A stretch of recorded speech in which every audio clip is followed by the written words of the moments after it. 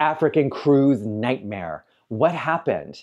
What was supposed to be a once-in-a-lifetime dream cruise along the western coast of Africa turned into a hellish nightmare for 8 passengers on a Norwegian Cruise Lines when they were left stranded on the tiny island nation of Sao Tome. What happened? Who's to blame? We're going to look at 3 critical mistakes these passengers made that turned their dream vacation into a hellish nightmare. Learn what they are so it doesn't happen to you.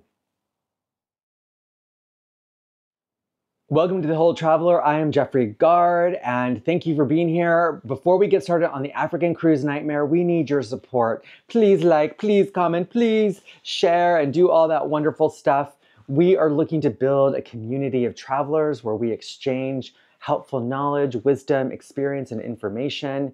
And we need you as much as, we need you. I don't know what I'm trying to say. We need you. We need you. Please, like us. Alrighty, so the African Cruise Nightmare. It is amazing at the level of heated opinions. We have opinions, very strong opinions all across social media. There's people who are defending the passengers. There's people who are defending Norwegian Cruise Lines. And the opinions are very polarized. There's very little in between. But let's get into it. March 27th, 2024, 8 passengers were apparently stranded on the coast of Sao Tome, which is a tiny, tiny island nation off the coast of Africa. It's in Equatorial Africa. And apparently this cruise, which began in South Africa, essentially sailed up the perimeter, the western perimeter of the continent of Africa, with the intent of ending at the very top in the Mediterranean in Barcelona. And so one of the protocols was Sao Tome, which is essentially almost kind of like halfway point between Africa, a little bit shy of it, but just, somewhere in the middle. They missed their call time. The call time was 3 o'clock. Apparently this group, according to news reports, took a private tour operator, and that private tour operator did not get them back until maybe 4 o'clock, in and around 4 o'clock, according to news reports. They were an hour late. Essentially what Norwegian Cruise Lines was like, hey, sorry, you missed the protocol, we gotta go, bye. And left them with their passports, but that was it. So these 8 passengers had only their passports. There was a couple from South Carolina, I believe, if I read correctly, had a credit card. And it was this couple that absorbed the charges for the entire 8 of the folks because, again, things like medicine, toiletries, clothes, money was all left behind in their cabins. The cruise line only left behind passports for them. Yeah, this couple essentially incurred all these charges, over $5,000 worth of charges for lodging, food, and of course, desperately trying to get to that next destination to catch up with the ship for all those 8 people. And then there's a separate story. I mean, the drama, oh my God. There's a separate story. An 80-year-old woman who was not part of that group was doing her own thing, and she got concussed and had a stroke or something like that. I read concussion and I also read stroke. Obviously, she required medical attention, immediate medical attention. And so I think, according to the news reports, she was sent to a clinic in Sao Tome, but of course, she needed probably more extensive help and she needed to get back to the United States. And what her family is alleging is that Norwegian Cruise Lines didn't do enough to assist her in the process, as she was in need of severe medical attention because of the stroke, and she's 80 years old. Her family states that Norwegian Cruise Line did not use her emergency contacts and that they had no way of knowing what had happened. And it was these 8 stranded passengers that somehow bumped into her in the process. Again, the details are still coming together. I mean, I'm just dying to do an update on this story once all the facts come out.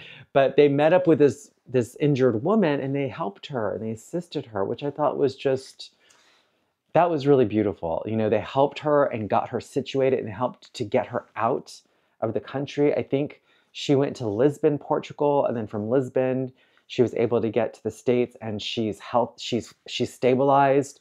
She didn't die, thank God. You know, she's fine. But this turned into an epic nightmare for these 8 passengers.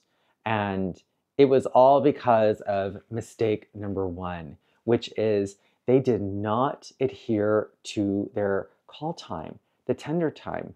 Norwegian has been emphatic in stating this over and over and over again to all the news outlets, stating that we made the announcement that every passenger had to be back by 3 o'clock.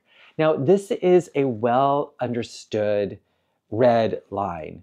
When you are given instructions on a cruise ship to be back by a specific port tender time, 3 o'clock or 2 o'clock, whatever it is, you must be back at that time.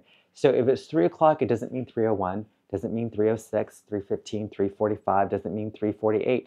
Doesn't mean that you can also call and say, hey, running a little late. Can you just hold that ship for me? I'll be right there. It doesn't work like that.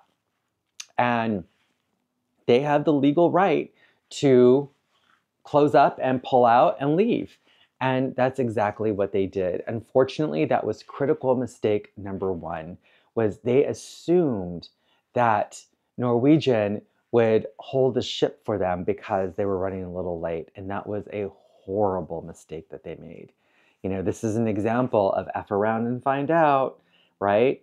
So a little bit of some background on excursions.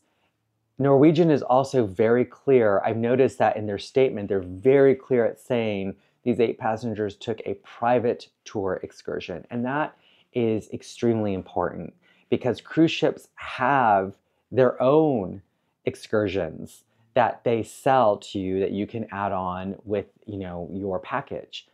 And what happens is if you go on one of their sponsored excursions, they guarantee you that you'll make it back to the ship safely, in terms of, like, if that tour operator is running late, they will actually hold the ship for you because it's one of their excursions. They take responsibility for that. And so that's on them. It's their responsibility to hold the ship because something they fashioned didn't go right. And so they got to eat that loss. And so if you go on a private tour, you don't have that same protection. You're on your own. And unfortunately, these 8 passengers found out the hard way.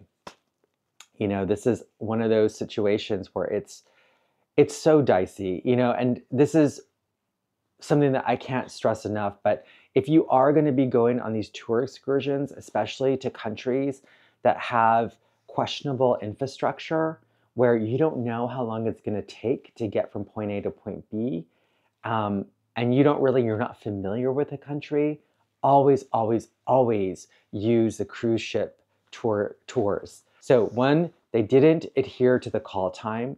They put it to the test and they lost.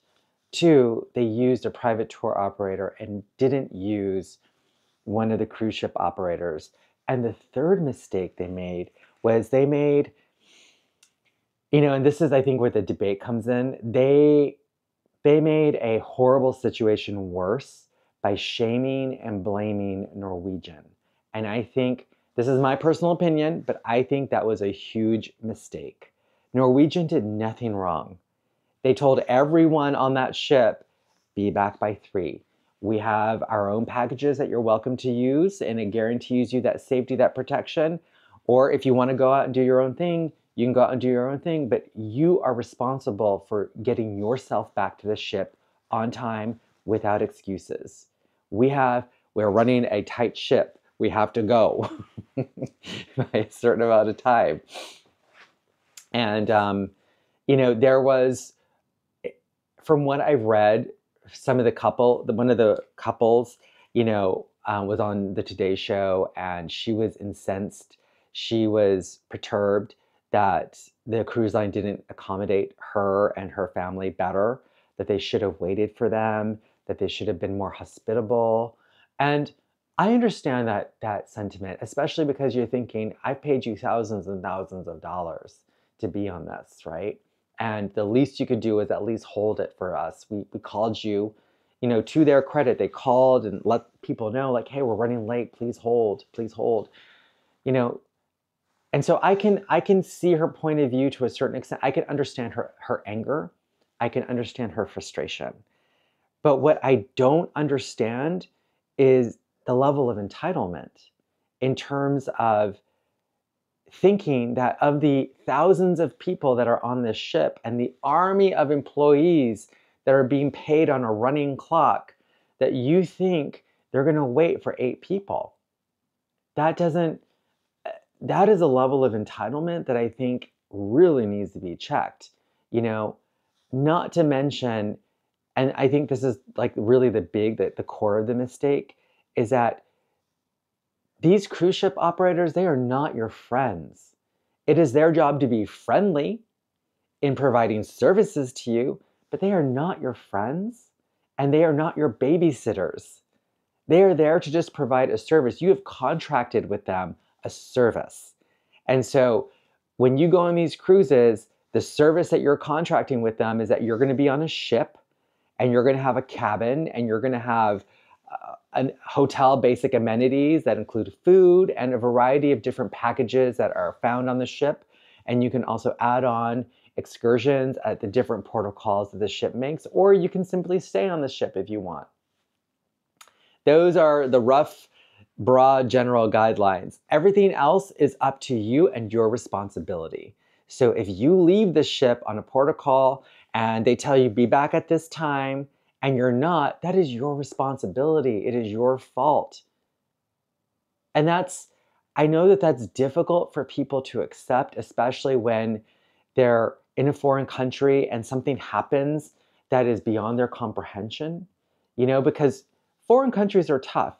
You're in constant critical thinking mode, and it may be your first time there, and you're just kind of absorbing the new environment, the new space, and trying to situate yourself. You're trying to do all that and then also figure out a time itinerary. And that's really, really challenging, believe it or not. I mean, you are overstimulated, you're saturated, and you got about 1,000,000 things running on your mind, right? And it's easy to lose track of time. And you have to know this ahead of time. You have to understand that, and that has to be part of your planning. This is a really good example of how an incredible, beautiful trip can turn into a hellish nightmare. And I wish those 8 passengers well. I really hope that they're okay. And I'm so sorry that that happened to them. But again, this can be a really important lesson for all of us. Don't F around with cruise ships. You F around, you'll find out. All right, if you got comments, leave them because I'm curious to know what yours are. Do you think the passengers were right to blame and shame? Do you think it was Norwegian's fault for doing that? Or do you think they were in the right? Let me know.